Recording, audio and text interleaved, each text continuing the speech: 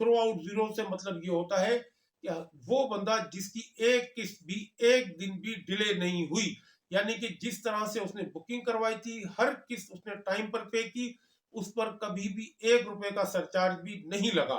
कि जो first allottee जिन्होंने हमसे बुकिंग करवाई है, हम सिर्फ उनकी बैलेटिंग करेंगे। जब वो पूरे हो जाएंगे उसके बाद जो मार्केट से लोगों ने फाइलें खरीदी हैं हम उनको कंसीडर करेंगे। लेकिन यहाँ पर तो बाबा आदम ही निराला है, यहाँ पर तो कोई पूछने वाला ही नहीं है। आपका जो दिल चाहे करें, आप सिया करें चाहे सफेद करें। 6 बैलेटिंग हो गई, बैलेटिंग बैलेटिंग कर करके रेट को तोड़ा जा रहा है। पोजीशन मिलने के बाद ये प्लाट 8 मरले का, ये तमाम अलाटीज को, तमाम जिन लोगों के पास भी फाइल्स हैं डीएचए वैली में, उनको मैं ये बता रहा हूं कि 1 करोड़ रुपए से कम का आपका प्लाट नहीं है। आप खुद कहते हैं कि ये मिडिल क्लास का प्रोजेक्ट है। जब मिडिल क्लास का प्रोजेक्ट है तो खुदारा उनको भी जीने का हक दें। उन्होंने अगर अपनी जमा पूंजी इस प्रोजेक्ट में लगाई है, उन्हें अब डिलीवर कर दें। आपको कहते हैं कि हमारे पास पैसे नहीं है, हमारे पास फंड्स नहीं है, हमारे पास जमीन नहीं है। और भाई जब 2008 में लोगों से आपने पैसे लिए तो उन पैसों का क्या किया, इसका कोई जवाब देगा? उस वक्त जमीन क्यों नहीं आपने खरीदी? उस वक्त जमीन खरीदते। औज़ बिल्लाहि मिनश शैतानिर रजीम, बिस्मिल्लाहिर रहमानिर रहीम। मैं हूं डॉक्टर मोहम्मद परवेज खान। आप देख रहे हैं मेरा YouTube channel Pakistan property adviser. आज हम बात करेंगे डीएचए वैली के हवाले से, डीएचए वैली के अंदर पोजीशन के हवाले से। जो भी मेरे व्यूअर हैं जो देखते हैं कमेंट्स में कहते हैं कि जी आप पोजीशन के ऊपर बात करें, तो बहरहाल मैं अब पोजीशन पर बात करने लगा हूं। देख लें कि ये 2008 से ये प्रोजेक्ट चल रहा है। इसमें मुतादिद बार नशेब फराज आए और कई बार इसका रेट ऊपर गया नीचे गया। बहरहाल फाइनली इस वक्त जो पोजीशन है, 6 बैलेटिंग हो, उन्होंने बुकिंग करवाई थी कि एक मुस्तनद नाम था डीएचए। अब देख लेना, डीएचए पाकिस्तान का सबसे बड़ा ब्रांड है, सबसे बड़ा नाम है। वो लोगों के साथ क्या सलूक कर रहा है कि 15 साल गुजरने के बाद डीएचए मैनेजमेंट ने एक सिलसिला शुरू किया कि इसकी हम बैलेटिंग रीबैलेटिंग करेंगे। जी रीबैलेटिंग, ठीक है जी, रीबैलेटिंग कर ले। रीबैलेटिंग भी अब उन्होंने, जिस तरह से आज बैलेटिंग हो रही वो तरीकेकार नहीं था। उस वक्त जो मैनेजमेंट थी, जो मैनेजमेंट के हेड थे, उनका अपना एक तरीकेकार था। उन्होंने कहा जी थ्रू आउट जीरो जो फाइल्स होंगी उनको हम कंसीडर करेंगे बैलेटिंग के अंदर। चले जी, मान ली आपकी बात। अब उसके ऊपर दलील ये दी जाती है कि इन लोगों ने एक किस्त भी डिले नहीं की है, तो लिहाजा तरजीह इन लोगों की बनती है, इन्होंने टाइमली हमें पैसे दिए हैं। चले जी, ये भी बात आपकी दुरुस्त है। लेकिन उसमें उन्होंने क्राइटेरिया ये तय किया कि ये 5-7 ब्लॉक क्यों चुने गए। अब असूली तौर पर तो पूरी डीएचए वैली से जो भी थ्रू आउट जीरो फाइल्स थी, यानी कि जिस बंदे ने भी एक भी अपनी किस्त डिले नहीं की थी, तमाम लोगों को कंसीडर किया जाता। उसमें आयरस है, लोटस है, लवेंडर है, ये लास्ट ब्लॉक जो कहलाते हैं, इनको भी शामिल किया जाता। लेकिन उसमें भी पिक एंड चूज वाली पोजीशन आई कि जी 7 ब्लॉक चुन लिए गए और उन्हीं के अंदर से उन्होंने रीबैलेट कर दिया।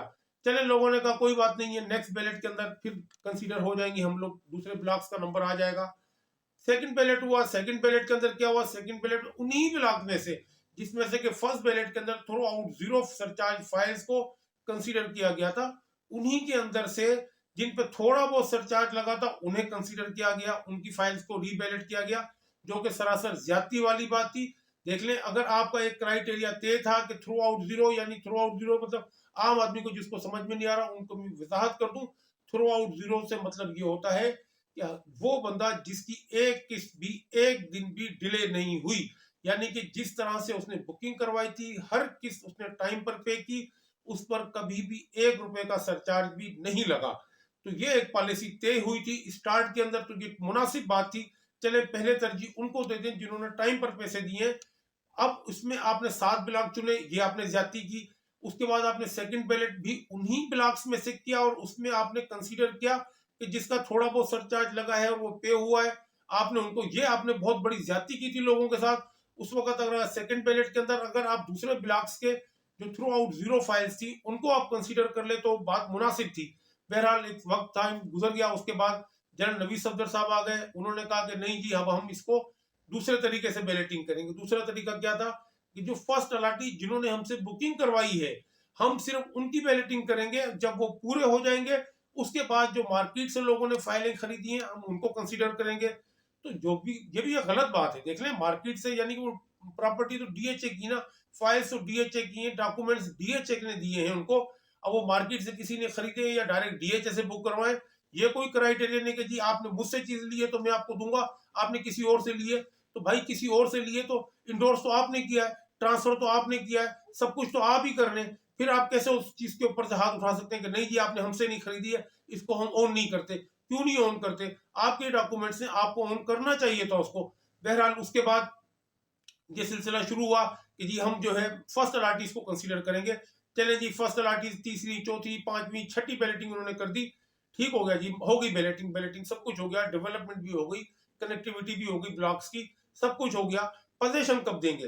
देखें मुझे ये लगता है कि ये डीएचए के पास अब जमीन की खरीदारी के इश्यूज हैं या जो भी इश्यूज हैं वो बहरहाल डीएचए का मसला है। देख लें हम छोटे से लोग हैं, बहुत छोटे से, यानी कि एक डीएचए से हमारा क्या मुकाबला है? एक प्रॉपर्टी ऑफिस जिसका बंदे का होता है उसकी क्या औकात है? उसकी कोई औकात ही नहीं है। लेकिन उसके पास भी अगर कोई बंदा उस ऑफिस में आके बयाना कर कर जाता है, किसी प्रॉपर्टी के अगेंस्ट पैसे देकर जाता है, फर्ज कर ले उस ऑफिस में 4 5 10 लोग काम कर रहे हैं, जिस बंदे को उसने पैसे दिए वो बंदा पैसे लेकर अगर भाग जाता है, तो ऐसा नहीं होता कि वो ऑफिस वाला कहे जी हम तो नहीं जानते आपने किसको पैसे दिए, आप जाए उसको ढूंढे। ऐसा नहीं होता। वहां पर जो प्रॉपर्टी के ऑफिस का ऑनर होता है वो उसको ओन करता है, कहता है जी ठीक है आपने इस ऑफिस के ऊपर पैसे दिए ना, हम इसको ओन करते हैं, हम जो भी मतलब आपका नुकसान है वो हम भरेंगे।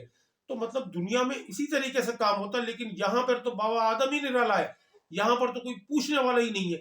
आपका जो दिल चाहे करें, आप सियाह करें चाहे सफेद करें। अब मकसद ये है कि आपको कहते हैं कि हमारे पास पैसे नहीं है, हमारे पास फंड्स नहीं है, हमारे पास जमीन नहीं है।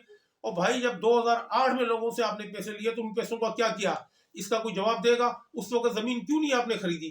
उस वक्त जमीन खरीदते उस टाइम 15,000 रुपए आपको कनाल जमीन मिलती थी। आज आप कहते हैं जी 15 लाख रुपए हो गई है। तो ये हमारा कसूर है? ये हमारा कसूर नहीं है, ये आपका ही कसूर है। आपकी प्लानिंग का मतलब कसूर कह लें, आपकी मैनेजमेंट का कसूर कह लें, इसके सबके आप जिम्मेदार हैं। आपको चाहिए था उस वक्त जमीन परचेज करते। बहरहाल जो भी हुआ, चले अब उस बातों को मैं ज्यादा नहीं फैलाता हूँ, आगे बढ़ते हैं शॉर्टकट में। 6 बैलेटिंग हो गई। अब आपने कहा कि जी आप हमें पैसे और दें, आपने एसडीसी के नाम पे 4,25,000 8 मरले पे लगा दिए, 3 लाख रुपए आपने 5 मरले के ऊपर लगा दिए। लोगों ने कहा चले ठीक हो गया जी, कोई मसला नहीं है। लोगों ने कहा कड़वा गूंद भर के पैसे दे दिए। उसके बाद जब रेट थोड़े बेहतर हो गए, बैलेट फाइल का रेट 70-80 लाख रुपए का हुआ, आपने कहा जी आपकी फाइलों को देखें इतने रेट बढ़ गए, ये हमारी वजह से बढ़े, हमने डेवलपमेंट की थी, हमने ये किया, आप ऐसा करें हमारे साथ थोड़ा और कंट्रीब्यूट करें। लोगों ने कहा जी ठीक है, बोले 8 मरले वालों में 6 लाख रुपए आपने और लगा दिए, 5 मरले वालों में 4 लाख रुपए आपने लगा दिए। लोगों ने कहा चले ठीक है जी, कोई मसला नहीं, हम आपके साथ साथ खड़े हैं, आपके साथ साथ चलते हैं, कोई इशू नहीं, जैसा आपने कहा उस तरीके से कर लेते हैं। लोगों ने वो भी आपका साथ दिया, आपको लोगों ने ये चीजें देना शुरू कर दी। एसडीसी एस्केलेशन लोग भर रहे हैं। अब क्या हुआ कि भाई सब कुछ हो गया है, अब तो लोगों के पैसे भी आपके पास आ चुके हैं, अब आप क्यों नहीं लोगों को पोजीशन देते हैं? तो मुझे ये लगता है कि बैलेटिंग बैलेटिंग कर करके रेट को तोड़ा जा रहा है। जी हाँ, हर बैलेटिंग के बाद रेट नीचे आ जाता है, थोड़ा सा नीचे आ जाता है। अब इन्होंने एक मर्जिंग पॉलिसी दी थी, उसमें 5 मरला और 8 मरले का जो मर्जिंग का रेट दिया था, 5 मरले का 15 लाख रुपए, 8 मरले का 20 लाख रुपया, जो कि सरासर बदनीयती के ऊपर मबनी ये पॉलिसी है। मैं इसको बिल्कुल मतलब किसी भी हवाले से इंडोर्स नहीं करता। ये लोगों के साथ इंतहाई जुल्म और ज्यादती है ये पॉलिसी। तो बहरहाल पता चला है कि डीएचए ने उस पॉलिसी को भी वापस ले लिया है। बहरहाल जो भी हुआ सो हुआ। मकसद कहने का ये कि ये जो कुछ भी हो रहा है ये बहुत लोगों के साथ ज्यादती हो रही है। अब लोगों को पोजीशन आप दे दें, क्योंकि लोगों को आप पोजीशन देंगे तो आपको पता है कि फिर आपको कोई भी फाइल नहीं मिलेगी। क्योंकि पोजीशन मिलने के बाद ये प्लाट 8 मरले का, ये तमाम अलाटीज को, तमाम जिन लोगों के पास भी फाइल्स हैं डीएचए वैली में, उनको मैं ये बता रहा हूं कि 1 करोड़ रुपए से कम का आपका प्लाट नहीं है। 8 मरले का प्लाट कम से कम 1 करोड़ रुपए का है, 5 मरले का 70 लाख रुपए का प्लाट है। आप मुझे पूरे डीएचए के अंदर कहीं भी 5 मरले का प्लाट 70 लाख में निकाल कर दिखा दें, कहीं नहीं मिलता। तो डीएचए वैली का प्लाट क्या 15 लाख रुपए का है? ये बहुत जुल्म है, बहुत ज्यादती है, गरीबों के साथ नाइंसाफी है। आप खुद कहते हैं कि ये मिडिल क्लास का प्रोजेक्ट है। जब मिडिल क्लास का प्रोजेक्ट है तो खुदारा उनको भी जीने का हक दें।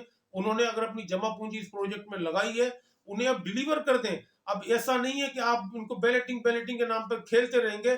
जो कुछ आपके पास तैयार है, जो कुछ इस वक्त मौजूद है, जितनी डेवलपमेंट हो चुकी है, 5 7 8 9 ब्लॉक जितने भी हैं, उनका लोगों को पोजीशन दें। अब आप ये कितना आप इसको खेलेंगे? आप एक चीज में बता दूं, अगर फर्ज करें आप इस पॉलिसी पर भी चलते हैं तो आपके पास टाइम नहीं है, हमारे पास टाइम बहुत है।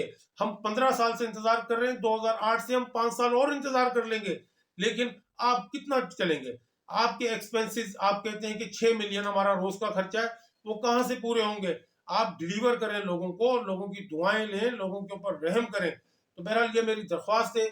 इसके ऊपर DHA वैली मैनेजमेंट हमदर्दी से गौर करें। और बहरहाल जो कहना था मैंने कह दिया है। बहरहाल मैं समझता हूँ कि इस पर गौर किया जाएगा। मैं कोई तनकीद नहीं कर रहा आप पे, एक रिक्वेस्ट है मेरी, हमदर्दाना है, इसके ऊपर आप गौर करें तो आपकी नवाजिश होगी। बहरहाल जो लोग भी ये वीडियो देख रहे हैं उनको वीडियो मेरी अच्छी लगे तो इसको लाइक करें, हमारे चैनल को सब्सक्राइब करने के बाद बेल आइकन को प्रेस करके ऑल पर क्लिक क्या करें ताकि आने वाली हर वीडियो का नोटिफिकेशन आपको बर वक्त मिल सके। हमारी इस वीडियो को शेयर भी क्या करें ताकि ज्यादा से ज्यादा लोगों तक हमारी बात पहुंच सके।